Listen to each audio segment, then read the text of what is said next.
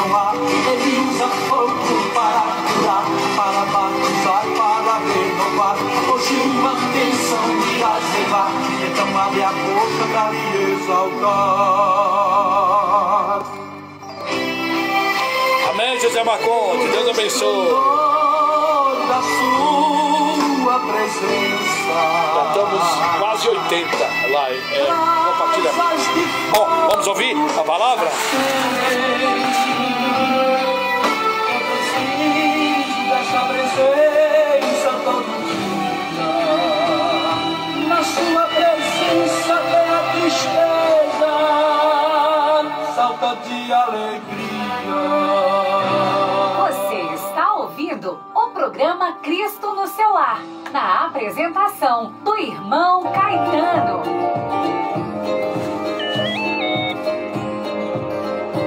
Ouça agora uma reflexão da Palavra de Deus para edificar a sua vida. Eu saúdo a todos com a graça e a paz do nosso Senhor e Salvador Jesus Cristo. Maravilha. É uma enorme satisfação estar retornando aos estúdios da rádio Farol FM 90.7 para transmitir a sacrossanta e infalível Palavra de Deus. As palavras dos homens falham, os profetas de Baal, os profetas falsos, caem por terra as suas profecias.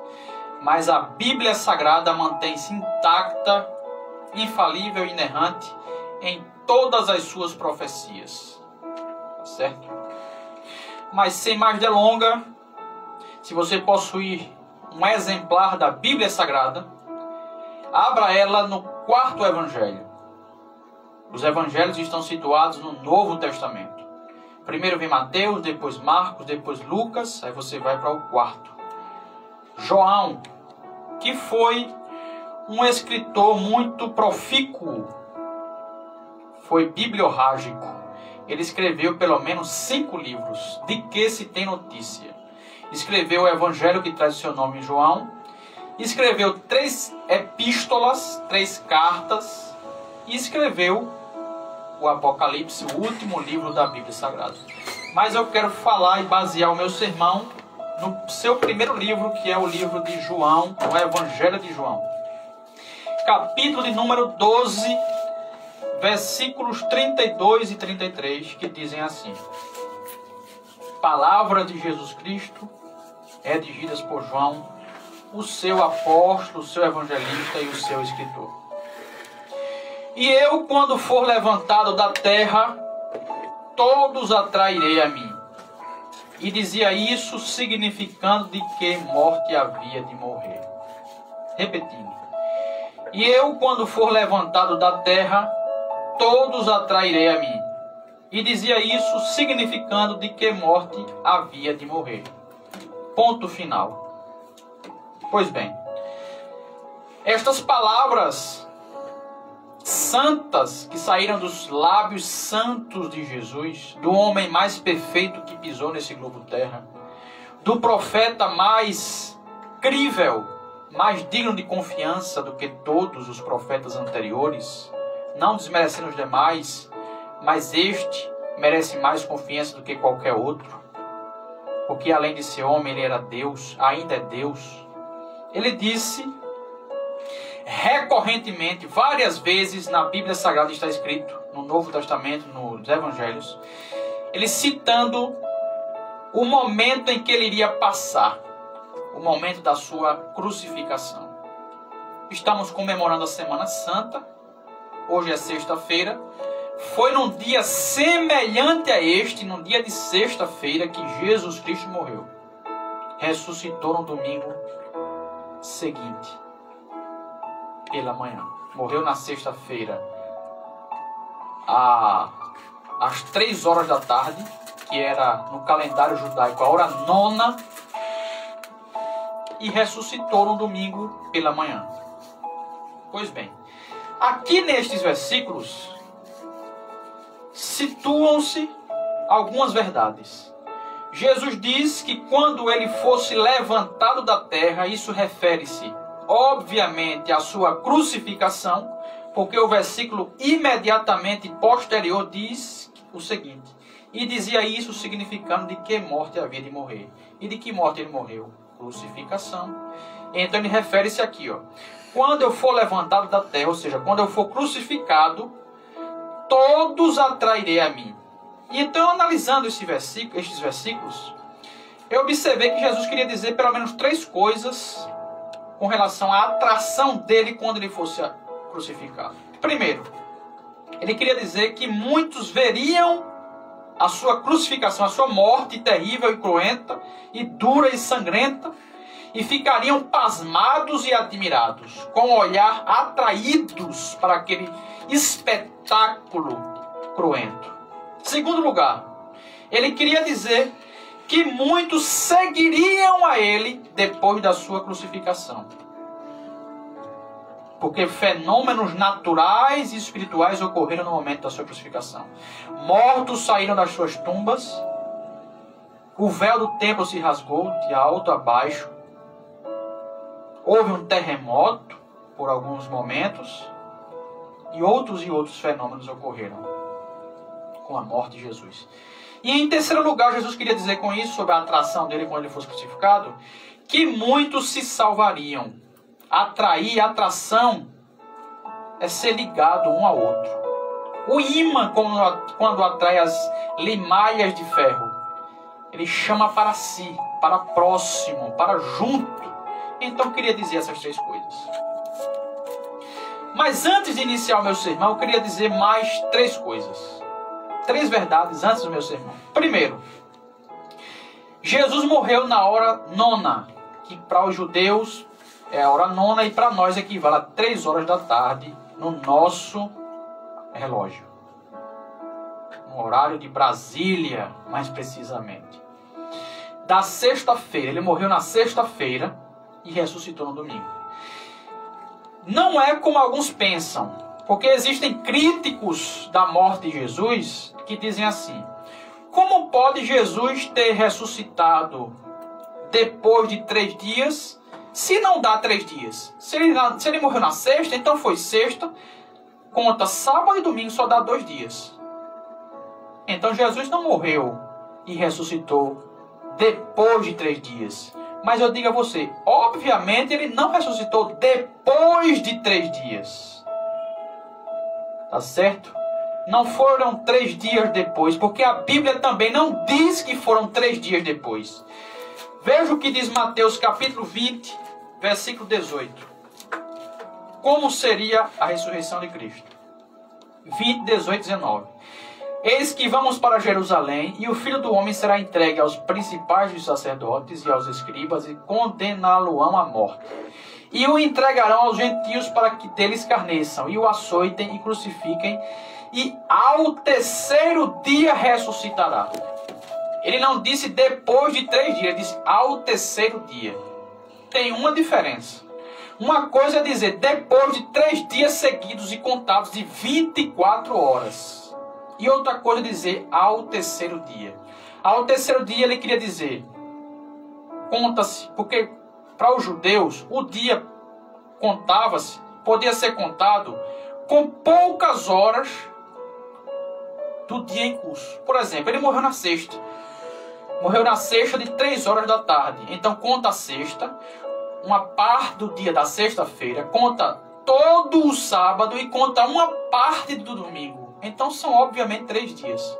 Não foi depois de 3 dias. Foi ao 3º dia. Há uma diferença, tá certo? Vale salientar isso. Eu queria esclarecer isso. Segundo lugar, ele não morreu como afirmam as testemunhas de Jeová. E com todo o respeito que eu tenho a essa parcela da população que existem e estão radicados até em meu município, em todo o Brasil e em todo o mundo, eles afirmam que Jesus morreu numa estaca de tortura. Para Jesus ele morreu, para quem está me vendo na live, dessa forma aqui, ó, com uma madeira vertical e não tinha madeira horizontal, só foi uma estaca fixada no chão e ele crucificado com as 2 mãos postas uma sobre a outra. Uma estaca de tortura segundo as testemunhas de Jeová. Mas se você analisar a Bíblia, todas as vezes que a Bíblia fala da morte de Cristo se refere à cruz. O termo é cruz e não estaca de tortura. A Bíblia das Testemunhas de Jeová foi adulterada, e onde a Bíblia fala cruz, na Bíblia deles fala estaca de tortura. Agora, como é que podemos provar que não foi numa estaca e foi numa cruz com uma madeira horizontal e uma vertical? Onde é que podemos provar? Abra sua Bíblia em João capítulo 20. João capítulo 20. Veja o que diz. O versículo é o 25, aquela palavra de Tomé. Está na palavra de Tomé. João 20, 25 dizem assim: disseram-lhe, pois, os outros discípulos: vimos o Senhor.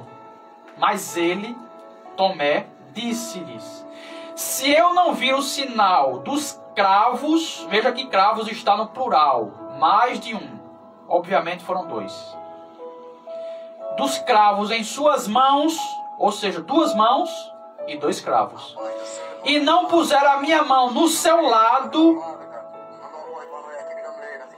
de maneira nenhuma eu crerei. Observe, se eu não vir o sinal dos cravos, plural, em suas mãos, plural, e não puser o dedo no lugar dos cravos, plural, e não puser a minha mão no seu lado, de maneira nenhuma eu crerei.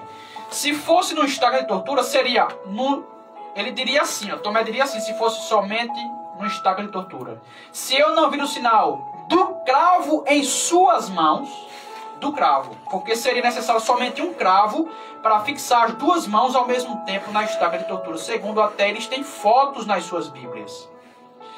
Mas a Bíblia fala de cravos no plural, 2 cravos nas suas 2 mãos.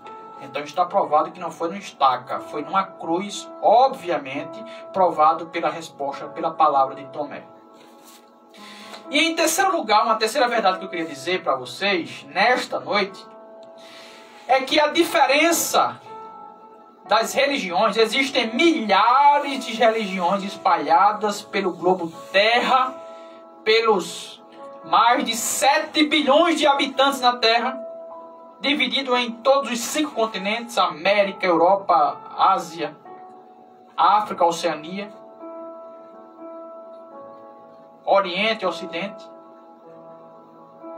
A diferença de todas as religiões para o cristianismo é no seguinte ponto: é que todos os mentores, todos os fundadores das religiões nasceram, morreram, e os seus restos mortais permanecem na sepultura, ou pelo corroer do tempo já não existem mais restos mortais, porque o tempo se encarregou de destruir os seus ossos. Mas a diferença entre todas as religiões e o cristianismo é que o mentor do cristianismo, Jesus Cristo, morreu, certo, morreu, mas ele ressuscitou. E ele está vivo ainda hoje nos céus, intercedendo por nós. A diferença é esta. Vou lhe citar algumas religiões. Siddhartha Gautama, fundador do budismo, morreu, mas não ressuscitou. Está lá na lápide do seu túmulo, do seu sepulcro. Aqui jaz os restos mortais de Siddhartha Gautama.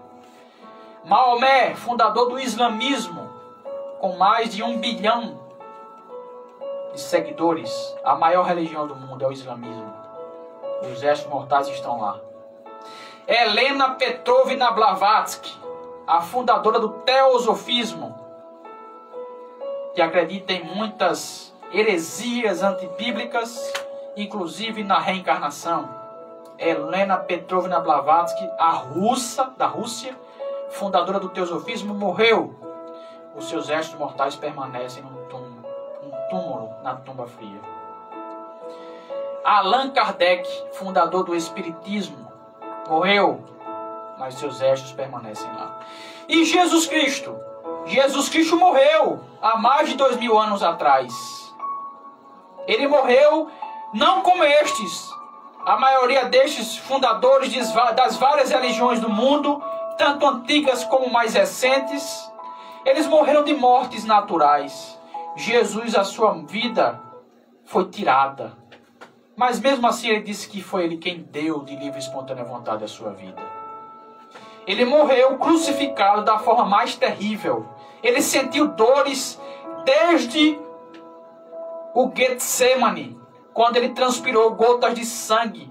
Os vasos finos das glândulas sudoríparas se romperam e começaram a transpirar sangue, os seus vasos. Ele começou a sofrer ali. Cada dia ele ia morrendo, até que se culminou lá no alto do Gólgota. Antes ele caminhou certos metros, carregando uma pesada cruz, aproximadamente de 55 quilos nos seus lombos, já chicoteados por 40 chicotes. 55 quilos parecem nada, mas nos lombos chicoteados, onde aqueles chicotes tinham na ponta osso e ferro, cada vez que batia no seu corpo, que era tirado, saíam pedaços de carne. Já estava dilacerada a sua carne, tudo isso por nós. Pensando em você que está aí, e pensando em mim que estou aqui. Ele lá no alto Gólgota morreu. Foi sepultado por José de Arimateia num túmulo onde ninguém tinha sido sepultado ainda, um túmulo novo, para que se cumprisse a profecia de Isaías 53. E ele foi às regiões mais baixas da terra e pregou aos espíritos em prisão. Não que ele desse uma outra oportunidade, porque quem morre não tem outra oportunidade de salvação. Se morreu com Cristo, está no céu. Se morreu sem Jesus Cristo, está no inferno com o diabo, com os demônios aprisionados, mais precisamente. Mas Jesus, depois de sair de lá, ao terceiro dia, no domingo pela manhã, ele apareceu vivo entre os seus discípulos, entre os seus apóstolos, dizendo: eu estou aqui, é-me dado todo o poder nos céus e na terra. Ou seja, eu retomei toda a glória e a autoridade que eu tinha antes de ser crucificado. Estas são as 3 verdades que eu queria dizer nesta noite.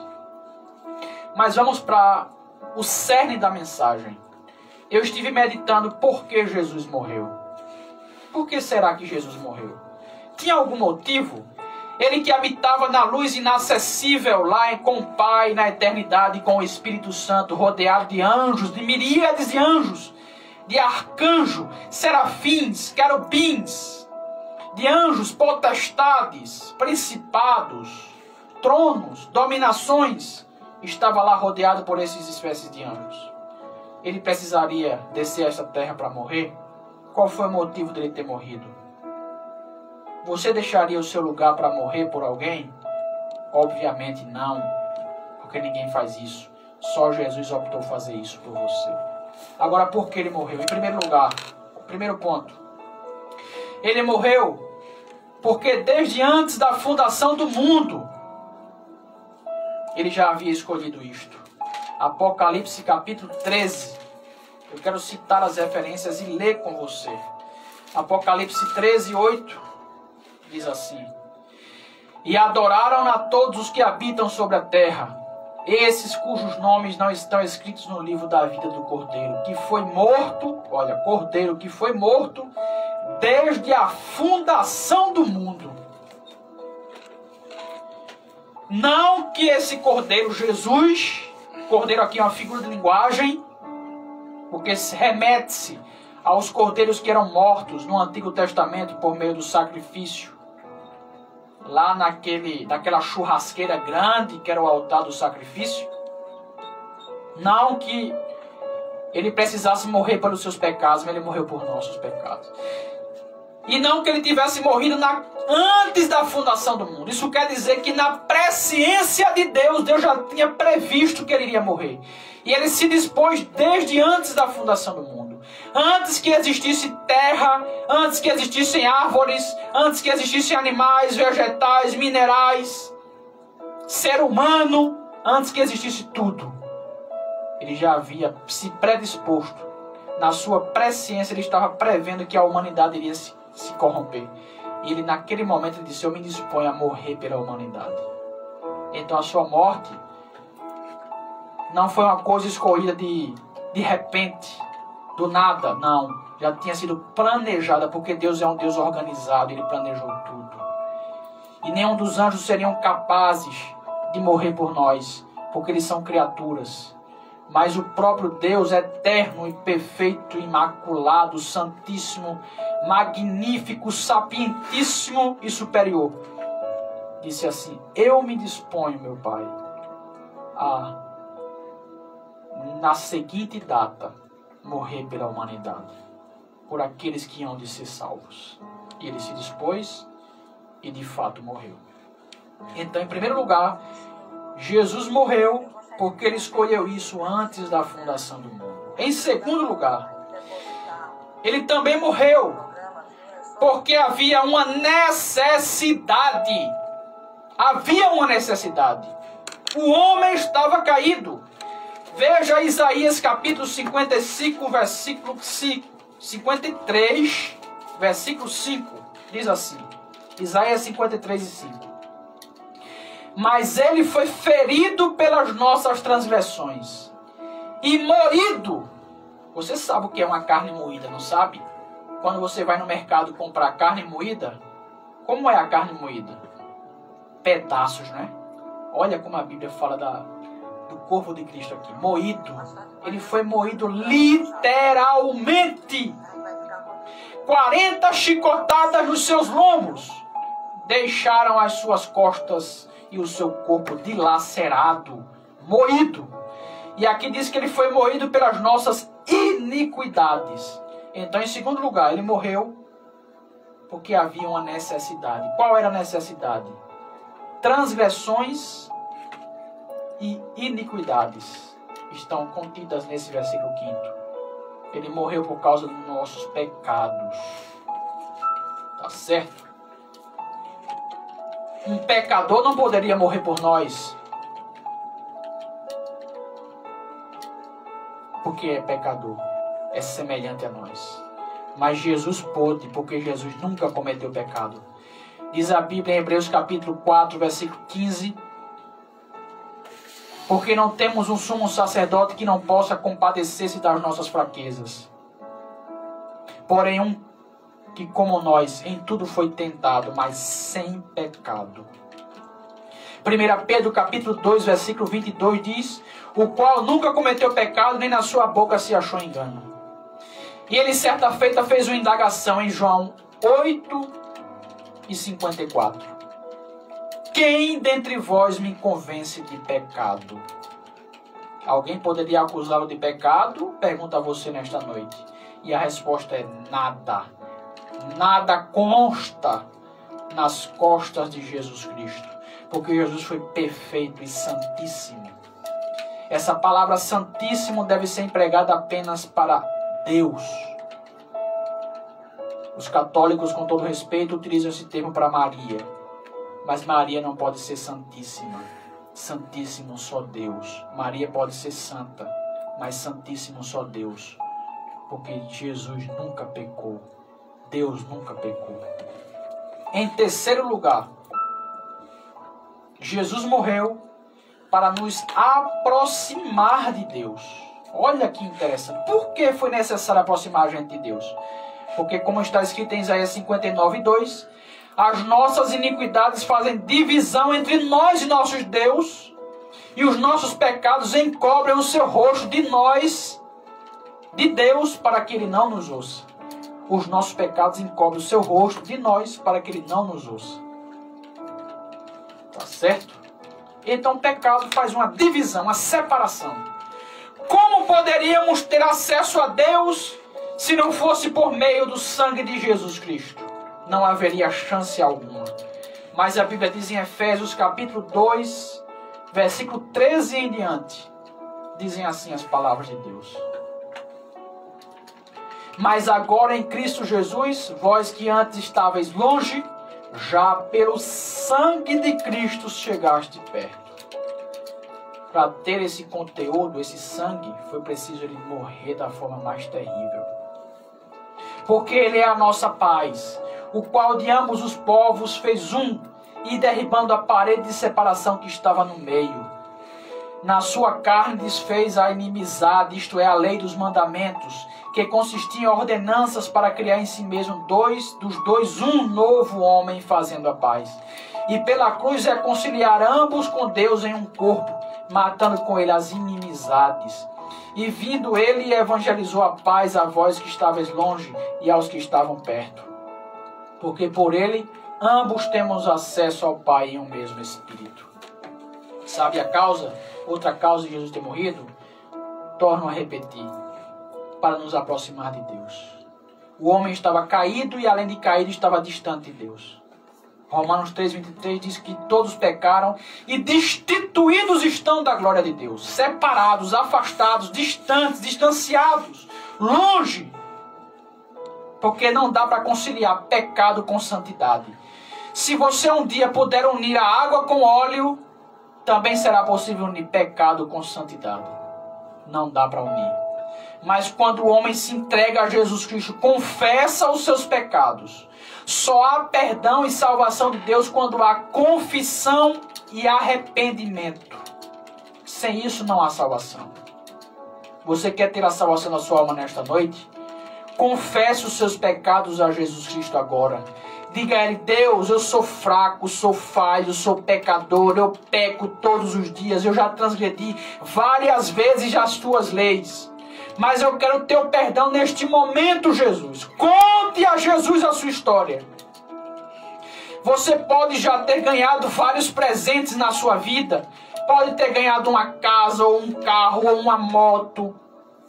Ou um ovo da Páscoa. Olha que bênção, um ovo da Páscoa, que presente maravilhoso. Mas eu quero te trazer um presente maior do que casa, maior do que moto, maior do que conta bancária, maior do que qualquer coisa. É a salvação da tua alma. Páscoa sem Jesus não existe. Páscoa não é comilança de ovos da Páscoa, de chocolate. Isso é para fomentar o comércio, a comercialização. Páscoa não é embriaguez do corpo e tortura do espírito da alma. Páscoa é confissão de pecados e arrependimento das suas falhas e entrega da vida a Jesus Cristo. Tá certo? Você que está aí comemorando a Páscoa, bebendo, enchendo a cara, você está pecando contra Deus. Se arrependa, largue a bebida, largue o cigarro, largue as drogas, largue a prostituição, largue o crime. E sirva a Jesus Cristo. Ele pode perdoar os teus pecados. Ele quer hoje perdoar os teus pecados. Ele quer te aproximar de Deus. Você nos seus pecados, você está distante de Deus. E a Bíblia diz em João capítulo 9, versículo 31, que Deus não ouve a pecadores. A sua situação não muda porque Deus não está te ouvindo, meu amado. A sua situação não muda porque Deus não está te ouvindo. E eu não estou falando apenas em situação financeira, porque Deus não quer saber se tu tem dinheiro ou se tu não tem. A principal mudança na vida do ser humano não é a financeira, é a espiritual. Tu não tens paz na tua alma. Tua consciência te acusa de pecados todos os dias. Tu colocas tua cabeça sobre o travesseiro e não consegue dormir um sono tranquilo. Por quê? Porque tu não tens Deus no teu coração. Entrega a tua vida a Jesus Cristo. Confessa os teus pecados a Jesus Cristo. Ele pode te perdoar e dar a paz que tanto tu almejas. Então Jesus morreu em terceiro lugar para nos aproximar de Deus. Estávamos distantes de Deus. E quando nós confessamos os pecados e nos arrependemos, Jesus lança nossos pecados nas profundezas do mar e esquece. Ele não lembra. Por quê? Porque Ele nos justifica. Ser justificado é ser considerado justo diante de Deus, como quem nunca pecou. Tá certo? Mas em quarto lugar, por que Jesus morreu? Porque Ele nos amou primeiro. 1 João capítulo 4, versículo 19. Nós amamos Ele porque Ele nos amou primeiro. E João 3,16 diz isso também. Porque Deus amou o mundo de tal maneira que deu o seu Filho único, unigênito, para que todo aquele que nele crer não pereça, mas tenha a vida eterna. Ele nos amou primeiro. Não foi você quem escolheu a Deus, foi Deus quem te escolheu. Tá certo? Deus que te escolheu. Em quinto lugar, por que Jesus morreu? Porque sem derramamento de sangue não pode haver remissão de pecados. Hebreus 9:22. Sem derramamento de sangue não há remissão. O que é remissão? É perdão. Então houve uma necessidade lá no céu. Eu não entendo esse mistério. Não entendo. Por que Deus requereu sangue? Por que Deus é atraído pelo sangue? Eu não entendo. Isso vem desde o Antigo Testamento. Lembra dos sacrifícios dos cordeirinhos, das ovelhinhas, das ovelhas, dos bodes, dos carneiros, da pombinha, da rolinha? Eles eram mortos, derramavam seu sangue para expiar a culpa, para perdoar a culpa, para aplacar a ira de Deus e para oferecer sacrifícios a Deus. Vem desde o Antigo Testamento. Então Deus, Ele gosta de sangue. Não me pergunto por quê. Talvez seja porque sangue é vida. E dar a vida é uma forma de sacrifício. É uma forma de esforço. Nem um esforço humano seria capaz de atrair a atenção de Deus. Mas o de Jesus sim, porque Ele nunca pecou e foi perfeito eternamente. E ainda é ainda hoje. Derramou o seu sangue. Foi necessário para remir os pecadores. É o seu sangue que nos purifica. Em sexto lugar, por que Jesus morreu? Para não nos perder para o diabo. Você sabia disso? 1 Pedro capítulo 5, versículo 8. Diz assim: Sede sóbrios, vigiai, porque o diabo, vosso adversário, anda em derredor, bramando como um leão, buscando a quem possa tragar. Ao qual resisti firmes na fé, sabendo que as mesmas aflições se cumprem entre os vossos irmãos no mundo. O diabo busca tragar o ser humano. O diabo. Mas Jesus não quis nos perder para o diabo. Ele poderia ter deixado, poderia sim. Ele se arrependeu de fazer o homem, se arrependeu. Mas prometeu: eu não vou destruir a humanidade com o dilúvio. E depois enviou seu Filho Jesus para nos salvar. Ele poderia ter destruído a humanidade. Cirado, ele cirou. Ter cirado, ele cirou várias vezes. Várias vezes passou pela sua cabeça, eu acredito, a vontade de destruir a humanidade. Mas ele não destruiu. Porque quando ele olha para o sacrifício de Jesus Cristo, ele diz: há alguém na terra que me serve.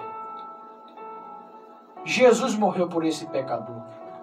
Eu vou dar mais uma chance a ele. Agora veja, as chances não são eternas. Se você morrer sem Deus, você não terá salvação. Lamentavelmente, a verdade é esta. Busque a Deus enquanto você pode achá-lo. É o que está escrito na Bíblia. Invocai-o enquanto está perto. Isaías capítulo 55, versículo 6. E a Bíblia diz em Eclesiastes 12, primeiro: lembra-te do teu Criador nos dias da tua mocidade. Não é quando tiver velho, não. Lamentavelmente tem pessoas jovens em nossas igrejas que estão dizendo: eu só estou servindo a Deus nessa igreja chata, porque papai me obriga. Mas quando eu ficar de maior, eu vou deixar essa igreja nojenta e chata. Porque eu não aguento mais servir a Deus nessa igreja. Eu não aguento mais servir, cantar essas músicas chatas, ouvir essas pregações chatas. Quando eu ficar de maior, eu deixo esse caminho e vou para o mundo, beber, me prostituir, fazer sexo com a moça mais bonita. Olha que pensamento maligno. Isso é o diabo que está colocando no teu coração, jovem.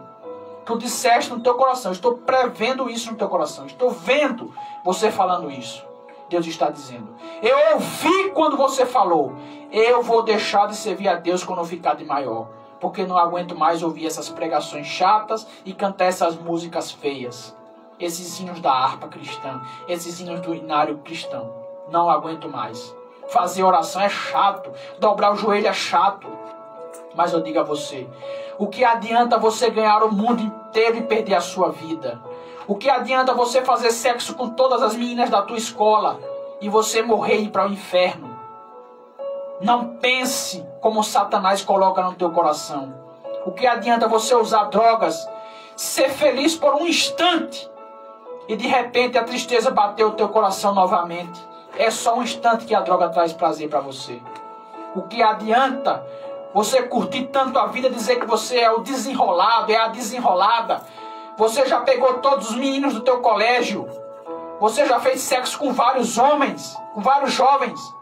E você busca prazer no sexo. Porque o sexo é prazeroso, não é mentira, é verdade. O sexo é prazeroso para a carne. É bom demais. Mas sem Deus é pecaminoso. O sexo foi feito para ser feito entre casais, homem e mulher casados e não solteiros. Você está em erro diante de Deus. Você está em pecado. Arrependa-se e confesse a Jesus Cristo. Deixe as drogas, deixe a bebida, deixe o cigarro, deixe a prostituição. Deixe a jogatina. Deixe o erro, deixe o pecado, deixe tudo que desagrada a Deus e sirva a Jesus Cristo. Orar pode ser enfadonho para a carne, mas é benéfico para o Espírito, porque aproxima você de Deus. Não há outro escape. Jesus não disse que o caminho era fácil. Jesus disse que a porta era estreita. O caminho espaçoso é o caminho que leva para a perdição. É fácil. Não tem compromisso. Viver no mundo não existe regras. Não existe regras. Não existe impedimentos. Eu vivo do jeito que eu quero, da forma que eu quero, da maneira que eu desejo. Não tem impedimento nenhum. É bom demais. Mas para se entrar no céu, meu amado, é preciso você entrar por uma porta estreita. Tá certo? Porta estreita quer dizer renúncia. Jesus disse, se você quiser vir após mim, negue-se a si mesmo, tome sua cruz e me siga. Tomar a cruz é viver uma vida de sofrimento e de abnegação e de renúncia com o mundo. Não dá para conciliar Deus com o mundo. Tá certo? Você que escuta essas músicas nojentas de funk, essas músicas nojentas que falam das partes íntimas da mulher, das partes íntimas dos homens, de sexo irresponsável. Esse funk nojento, esse sertanejo nojento que tocam nas rádios, que tocam nas esquinas, os jovens com aquelas caixas de som tocando em alto som, aquelas músicas nojentas, isso está desagradando o coração de Deus. Deus pode te castigar pelo que você está fazendo. Confesse o seu pecado a Jesus Cristo. Largue esse mundo. O mundo não traz nada de bom para a tua alma, só distancia você de Deus. Sirva a Jesus Cristo. Servir a Jesus é melhor. Servir a Jesus é melhor. E para finalizar o meu sermão, eu quero dizer: Jesus morreu para transformar pecadores em reis e sacerdotes. Apocalipse capítulo 5, versículos 9 e 10. Vou finalizar agora. E cantavam um novo cântico, dizendo: digno és de tomar o livro e de abrir os selos, porque foste morto e com o teu sangue compraste para Deus homens de toda tribo, língua, povo e nação. E para o nosso Deus os fizeste reis e sacerdotes, e eles reinarão sobre a terra. Está vendo aí? Quem antes era transgressor da lei de Deus, hoje é obediente aos mandamentos de Deus. E agora deixou de ser um ímpio, um transgressor da lei de Deus, para ser chamado de reis, rainhas e sacerdotes. Que Deus abençoe a cada um de vocês e aplique a sua palavra em nossos corações. Em nome de Jesus. Amém. Ei, meu Jorge. Amém, meus irmãos. Vai compartilhando. Luiz Henrique, um abraço. Vai compartilhando, o povo de Deus. Deus abençoe, uma graça, toda a sua família. Ao Senhor.